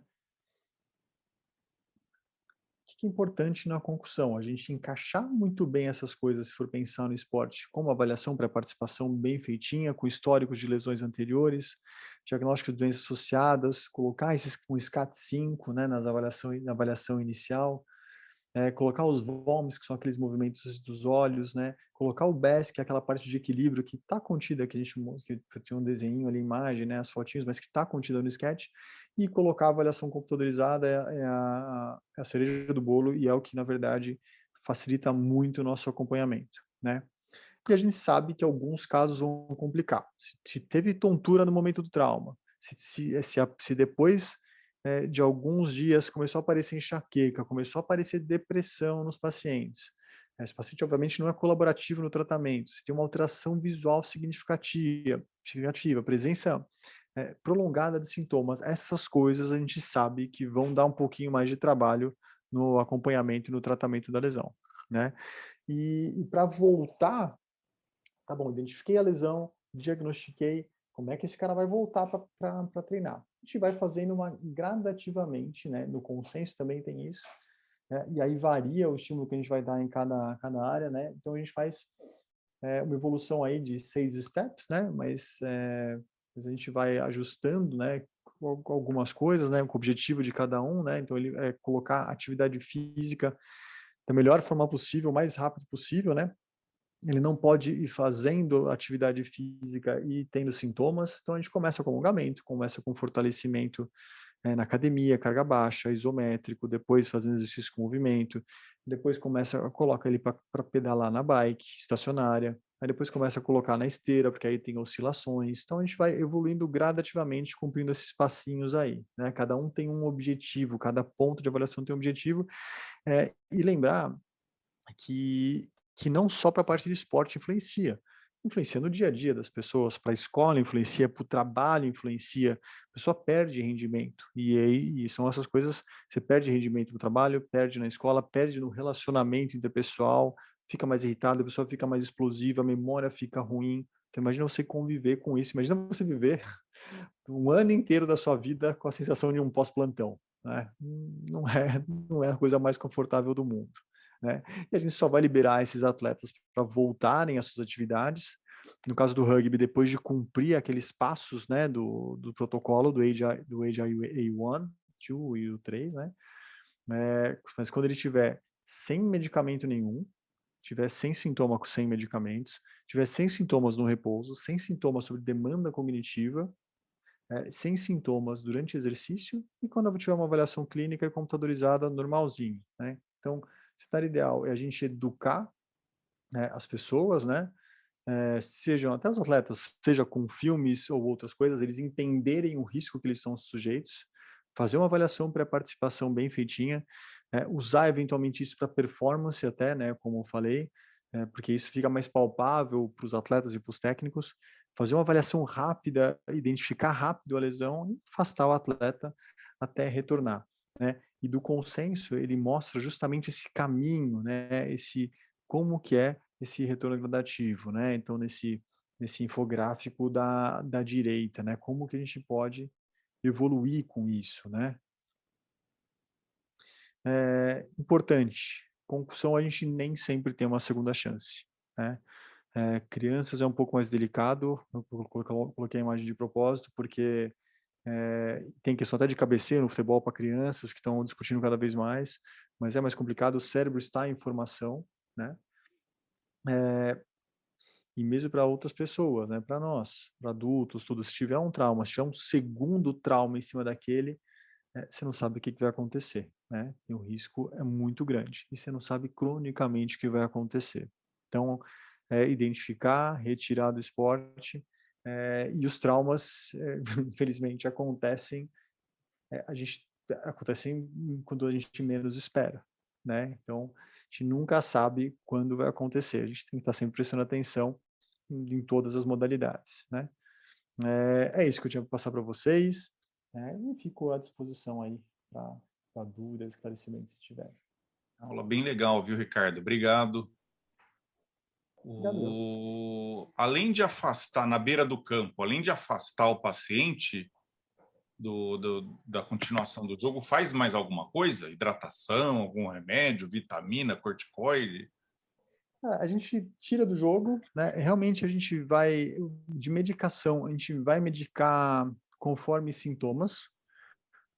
Dor de cabeça, tá com... Putz, a gente entra com medicamento para dor de cabeça. Uma coisa só, a gente não costuma usar ibuprofeno, por exemplo, porque ele melhora bem na dor de cabeça na hora, mas vem com uma dor de cabeça rebote depois, né? A gente orienta e hidrata bem. Outra coisa que a gente pode usar também, às vezes, ômega 3 é um negocinho que ajuda, então a gente já vai entrando com esses suplementos, mas é basicamente alimentar bem, descansar, hidratar bem, para tentar estabilizar o mais rápido possível. E o problema é que realmente, assim, eu já peguei atleta mesmo esse ano, né? Eu nem vi o trauma dele, assim, o cara bateu a cabeça, só que, saiu normal, ele não caiu, não fez nada. Aí depois do fim de jogo, o cara chega e fala, putz, Ricardo, não tô legal, meu, tô com dor de cabeça, cara, tô com tontura. Eu falo, mas você bateu a cabeça? Ele, eu bati uma hora lá, mas tava tudo bem. Aí no final do jogo, ele começou a sentir. E aí você começa a acompanhar esse jogador. Pô, você gastei umas boas 2 a 3 semanas para conseguir voltá-lo para a modalidade esportiva, era de futebol mesmo, para voltar para treinos com contato. Porque mesmo treinos mais leves, sem contato, só para ele conseguir ficar olhando para lá e para cá com um monte de pessoas girando, se posicionando em volta dele, os sintomas voltavam. Né? Então realmente assim, é difícil. E, pô, eu mexo com isso, eu trabalho com isso. Em casos que na hora você não percebe, você percebe alguns minutos depois. Né? Ricardo, Wander, desculpa, não sei se tem mais pergunta aí. Ricardo, parabéns. Eu acho que assim, é um tema, provavelmente para um ortopedista, que a gente fala, puxa, vai ter uma aula de concussão, pô, o cara vai... A aula foi bem bacana, eu acho que se tornou um tema que às vezes para o ortopedista distancia um pouco, ficou um tema leve, ficou bem interessante a construção que você fez. A gente publicou um livro, o Sports Medicine Physician, e quem escreveu o capítulo de concussão foi o Michael Collins, o cara que é referência, né? Uhum.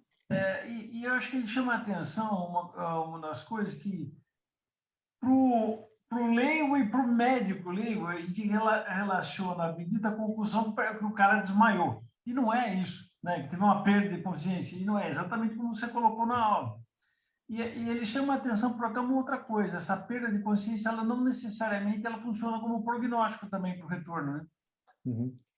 Interessante isso, né? E é legal assim, o Mick Collins, foi justamente com ele que eu fiquei em Pittsburgh. Quando eu fiquei os meses lá, eu acompanhava diariamente o trabalho dele. O nome dela é a Natalie Sherry também, acho que você Sherry. Esses dois. Não, são fantásticos. E o dele... Os caras são referências, né? Para mim, hoje, ele é uma das pessoas que... Ele é um dos criadores dessas avaliações computadorizadas, ele tem isso. E de parte clínica, eu tenho ele como a melhor referência mundial assim, para acompanhamento dessas lesões. O N que eles têm e a quantidade de traumas que eles acompanham é um negócio absurdo. Né? E é realmente isso. Até a gente falava, putz, mas desmaiou, até a gente falava, parece que dá uma resetada, parece que tem um efeito protetor até em alguns, entre aspas, em alguns aspectos, né? Exatamente, Era exatamente isso que a gente discutia, mas aí a gente falava, o que eles conseguiram mapear, e assim, aquelas coisas de sintomas, de avaliações clínicas que eu coloquei, foi justamente o trabalho dele, com a equipe dele, mapeando os sintomas e de momento de trauma, a única coisa que eles identificaram que tem um prognóstico que vai dar mais trabalho é tontura. A gente fala, não, é só uma tonturinha, é o que vai dar mais trabalho para voltar. É interessante, né? Porque a gente a gente até fez pela Exapes, a gente fez uma revisão sistemática, a gente publicou recentemente sobre concussão, porque tem todos esses scores e a hora que você puxa os trabalhos, embora existam alguns scores, algumas avaliações consagradas, ela não é igual para todos os trabalhos. Uhum. foi até um ponto que a gente publicou como foi como foi Journal of Safety Research lá, e os caras chamam a atenção porque, assim, você fazer revisão sistemática, um trabalho de buscar os trabalhos para você ver os scores, é um negócio assim que eu vou falar, eu acho que é todos os pecados da minha vida, porque realmente É muito variado. eu acho que o médico do esporte ele tem uma visão mais direta, porque neurologista escrevendo é tão difícil da gente entender a sequência que ele quer, eu não sei, a gente teve uma dificuldade ímpar. Não, e para a gente é assim, né? Você até brincou, você falou, putz, até para ortopedista foi uma aula light, bom, que fico feliz de contribuir, Não, mas foi muito assim, boa, foi muito boa. porque no final das contas, o que você precisa saber? A ortopedista, a maioria das vezes, está na beira de campo, está no clube, está nas modalidades, Exato. e você precisa saber identificar a lesão. Você pode saber dar um pouco do segmento, mas provavelmente muitas vezes você vai acompanhar com outra pessoa, assim como eu no clube, por exemplo, tem uma lesão, tá bom, tem uma lesão de cruzado, tudo, beleza, identifiquei, diagnostiquei. Sou eu que vou tratar? Eu disse, não, vai para o ortopedista, ele vai operar se for necessário, tudo, e vai voltar. Assim como os traumas de coluna, tudo, né? É uma atuação conjunta, né? E a nossa visão é realmente muito prática, né? Para o neuro, muitas vezes, é um problema. Às vezes tá bom, isso aqui é cirúrgico, isso aqui não é cirúrgico. Ah, não é cirúrgico, tá bom. Então, beleza, repousa aí, vamos ver como é que vai evoluir, não tem lesão estrutural aparente. E a parte de retorno ao dia a dia e retorno à prática esportiva, e isso é muito hábito nosso, da medicina esportiva, né? De entender como pode progredir nessa pessoa. E muitas vezes, quando a gente fala de atleta de alto rendimento ou até atleta recreativo, quando a gente vai falar de outras especialidades, às vezes não tem essa vivência, e às vezes até a oportunidade que o médico do esporte tem de estar dentro do clube e ver dia a dia o paciente, que é uma coisa que é raro para a gente, né? A gente vai no consultório uma vez a cada 15 dias, uma vez a cada tanto tempo. Quando está na medicina esportiva, você está dentro do clube, você vê todos os dias e vê os passinhos dele evoluindo, né? É bem interessante isso. Um outro comentário, eu achei interessante. Né? Bom, eu assisti o filme do O'Malley lá umas duas vezes, Bennett O'Malley, né, que é o médico lá que eu faz, né? Aliás, o filme é interessante porque você começa a ver, eles vão fazer os exames de imagem, não vai ter que ser na necrópsia, né, para o cara identificar que teve a lesão, mas ninguém vai ficar. E é interessante porque na construção da sua aula, acho que chamou bem a atenção até para o ortopedista, né? O médico de esporte também, mas ele começar a ter uma visão que observar esse atleta, ele teve alguns traumas particulares num determinado jogo. E a partir daquele jogo ele vai estar mais cansado, tal. Eu acho que, né, acho que exigiu muito dele e tal. Começar a prestar atenção nessas coisas. E essa preocupação que você colocou, né, cada vez mais você querer exigir de atletas muito jovens, né, esse treinamento e aquela busca de resultado, né? E você abreviar a carreira deles por causa de uma lesão que vai ter na infância e no segundo, você falou, né? Exato. Não, Vai acontecer, e né? assim, mesmo, né, no filme ele mostra, né, ele começa a avaliar o comportamento dos atletas, né, de exposição e mais atletas que se expõem mais, que dão mais, que davam mais cabeçada no futebol americano, com mais sintomas depois, né? Como eu falei, tá mudando a regra dos esportes, né? Mesmo para criançada, igual tem no beisebol, tem o ombro do arremessador, e você tem nas Little Leagues, né, o limite de arremessos que você pode dar por treino, por exemplo, por semana. Eles também diminuíram treinos até para molecadinha de cabeça, né, de traumas de cabeça para evitar, né. No futebol nosso tradicional, por medo dos familiares, né, dos pais, mães dos jogadores lá nos Estados Unidos, eles tiraram os cabeceios, né, dos treinos. E assim, é difícil saber quanto que é um impacto significativo para causar uma concussão, varia muito de pessoa para pessoa. E aí entra outra questão até, tá bom, mas como é que ele vai treinar o gesto? Ele não pode cabecear até 13 anos e depois de 13 anos ele pode começar a cabecear e tá tudo certo, né? Ele nunca fez isso na vida, né? Então entra algumas coisas. E até mesmo que você pontuou, eu não comentei, mas as escalas, né? Tem muita escala que a gente usa e usava antes, né? Como a perda da consciência por tanto tempo, você tem que afastar tantos dias. Ah, não teve perda de consciência, pode afastar. Isso aí, mesmo quem montou essas escalas era Bob Canto, e aí na elaboração do consenso, eu lembro, foi na FIFA, foi 2011 foi 2012, que eu estava presente, e aí eu lembro, mesmo no consenso, o pessoal brincando com ele. E quem estava lá, né? Quem trabalha na área, o pessoal de clubes, assim, tudo. E aí mesmo pro Bob Canto, que ele montou as escalas e falou, e aí, mas você usa as suas escalas ainda? O pessoal provocando, né? Ele falou, não. Eu falei, ó, essas escalas que eu usava, muitas delas, elas, elas foram feitas ao conhecimento da luz à luz do conhecimento daquela época. Não valem mais algumas, né? Então é super, super delicado, assim, né? E faixa etárias mudam mais ainda, faixa etárias diferentes. Bom, parabéns, acho que fluiu muito bem. Acho que quem não assistiu o filme, né, eu acho que é até recomendo. Vale a pena. Vale a pena porque vai ver toda essa construção, toda essa sequência que você colocou, vai chamar mais atenção. E a gente não vai pensar, como cirurgião, pensar simplesmente na lesão ortopédica, mas começar a dar uma atenção, né? É essa visão que o PROMS, né, está fazendo hoje. Quer dizer, a avaliação não é simplesmente ver se uma lesão de cruzado anterior do joelho ficou estável ou não, mas o que o cliente entendeu daquilo, como que ele está do tratamento recebido, né? Está performando, né? Está conseguindo fazer as atividades no dia a dia, voltou ao rendimento, está tão bem quanto era antes, ou está melhor ainda, né? Quem sabe?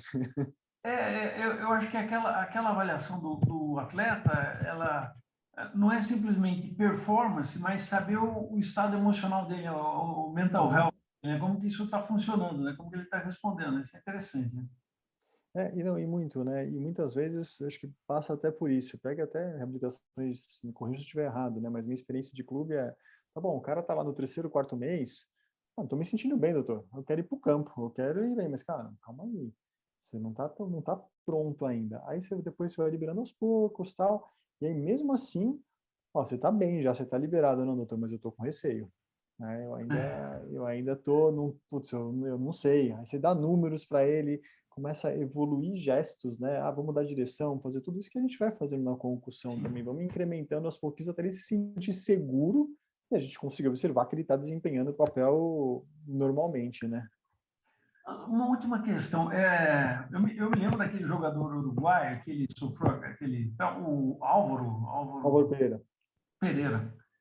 Ali, bom, o Álvaro é um guerreiro, um cara maluco, assim, né? Quer dizer, ele simplesmente ele voltou, não deu oportunidade para ninguém tirar ele de campo. Agora, esse é um tipo de atleta. Agora, como avaliar isso no esporte como o futebol brasileiro, que é o rei das simulações? Não, então, o Álvaro Pereira, até eu avaliei ele depois, né? Ele teve o trauma na Copa, né? Uhum. E eu tenho um vídeo aqui, mas é um trauma que de longe você não percebe, né? E aí ele sai, né, brigando com o médico, falando, e ele sai meio desequilibrado, assim, o médico falando que vai trocar, ele briga, fala, não vou sair e tal, beleza. Aí voltou pro jogo, e aí depois, no jogo do São Paulo, ele cai também, ele cai, bate a cabeça no chão, um mês depois, e aí eu lembro do Dr. Aureus, que estava no jogo, aí ele falou, ó, você vai sair? Ele, não, ele tá na maca, assim, já falando, no carrinho, falando que não vai sair. E aí o Álvaro Pereira, depois da entrevista do jogo, ele falou assim, infelizmente a gente não conseguiu ganhar hoje, a gente perdeu o jogo. Eu não lembro se o São Paulo tinha empatado ou ganhado aquele jogo. E ele participou do lance da virada ou do gol, ele não lembrava. E aí eu falei que estava falando com o Turauros, depois ele falou, Ricardo, cara, o que eu vou fazer? O cara quer voltar, eu vou pular na cintura dele, né, e segurar. Então, tudo isso tem, acho que, evoluções de regras para a gente, aos pouquinhos, ir ajustando mesmo, né? E o Álvaro Pereira realmente, assim, quando eu avaliei, eu lembro, ele estava completamente sem sintomas. E o teste era bem semelhante a esse que eu mostrei, o teste cognitivo computadorizado lá embaixo. E aí, para você conseguir convencer o cara, você não está 100%. Se o cara está se sentindo bem, né? Então, isso é bem complicadinho mesmo. E junto com as simulações, assim, a concussão, o cara, dificilmente ele consegue simular que ele está bem, né? Ele pode te mentir os sintomas, tudo, mas a parte de rendimento, às vezes você começa a ver e fala, cara, tá diferente, tá diferente, tá diferente. Além de ele estar correndo risco, ele tá caindo performance, sabe? Mas é difícil ele conseguir. Ele pode mentir que ele não está sentindo nada, né? Mas é difícil ele conseguir simular que ele tá tudo bem. Ele está bem, vamos dizer assim. Você consegue, aí nos testes cognitivos, você consegue identificar isso. A gente consegue, porque mesmo a parte ocular, você vê, putz, o movimento ocular tá lento, né? Muitas vezes, você vê que ele está incomodado fazendo. Nos computadorizados, você consegue ver que ele está alterado, você consegue, tá bom, vamos fazer uma atividade X, física, específica, vamos trotar na esteira. Você vê que o teste está instável, você consegue ver isso. Mesmo que clinicamente você pergunte para ele, tá com dor de cabeça? Não, não tô. Né? E às vezes ele acredita que ele está bem mesmo, porque se você não pergunta ativamente dos sintomas, tá com alteração do padrão de sono, tá mais irritado que o normal, às vezes ele não correlaciona com a lesão propriamente dita, né? E às vezes ele mesmo está se enganando, falando que está bem e está alterado.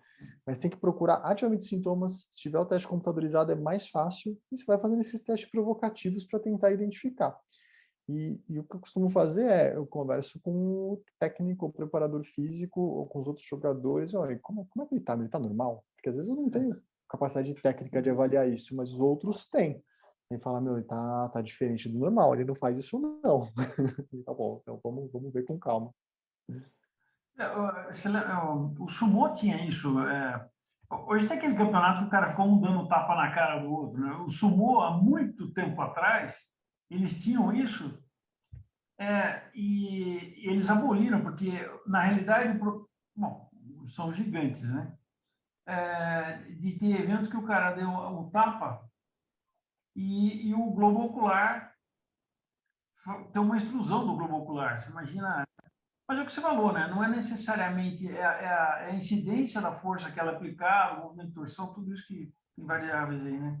Mas imagina, mas óbvio, né? A gente fala, não é a força que bate, é o jeito que bate. Imagina, por exemplo, aquele soquinho na ponta do queixo, né? Nossa. Que o cara toma e fala, meu, mas não foi um soco tão forte, mas putz, foi um soquinho na ponta do queixo que desestabilizou tudo. E até atletas, né, que alguns viram, esse é queixo de vidro, né? Qualquer pancadinha ele apaga. Às vezes o cara tá com uma concussão ainda que não foi bem tratada e o threshold dele, a tolerância está diminuída. E o cara perde a carreira, perde a vida, perde tudo. Óbvio, não é um trauma tão violento, tão significante, a ponto de, como você colocou no sumo, mas o cara perdeu a vida dele esportiva, né? Não tem o que fazer, muitas vezes. Muito bem, parabéns, viu? Muito legal. Olha. Obrigado pelo convite, é um prazer estar com vocês aqui, obrigadão pela oportunidade aí. Obrigado, Ricardo. Acho que valeu aí a aula, foi bem proveitosa, acho que para todo mundo, né? Acho que a gente podia encerrar, né, Sérgio? Ótimo. Boa noite, então, para todo mundo aí. O Márcio lá, tem alguma questão, Márcio? Não, boa noite, pessoal. Desculpa, eu estava todo plantão aqui toda segunda, mas assisti a aula toda. Sensacional o nível das aulas, impressionante. Queria parabenizar os dois palestrantes e sensacional.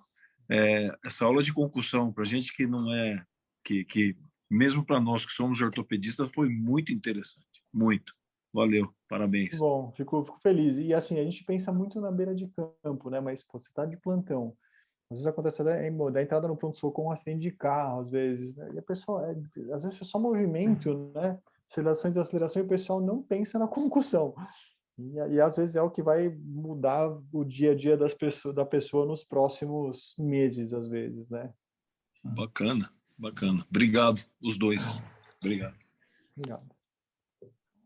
Então, muito bom. Uma boa noite a todos E Boa noite, boa noite. Daqui a um mês, uma próxima reunião. Um abraço. Valeu, uma boa noite. Obrigado. Márcio. Boa semana. Mais uma vez. Sérgio, valeu, um abração aí.